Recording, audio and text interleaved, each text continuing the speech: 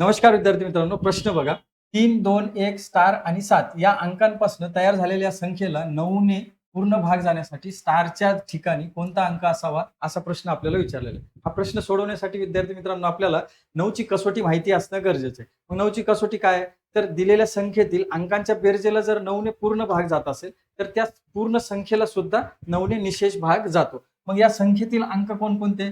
तर 3, 2, 1 स्टार ज्याची आपल्याला किंमत काढायची आणि 7. मग या अंकांची जर बेरीज केली 3 आणि 2 5, 5 आणि 1 6, 6 आणि 7 किती होतील? 13.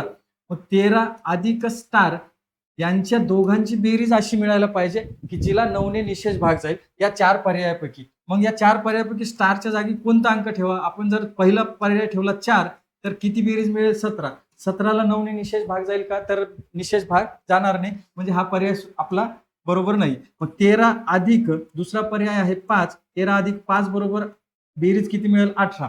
18ला 9 ने निशेष भाग जातो का? तर 18ला 9 ने निशेष भाग जातो. मग याचा अर्थ स्टारच्या जागेवरती कोणता अंक ठेवायचा आहे? तर 5 हा अंक ठेवायचा आहे, जेणेकरून या पूर्ण संख्येला 9 ने निशेष भाग जाईल. या पद्धतीने हा प्रश्न तुम्हाला सोडवायचा आहे. पर्याय क्रमांक 2 हे या प्रश्नाचं राईट आन्सर आहे विद्यार्थी मित्रांनो.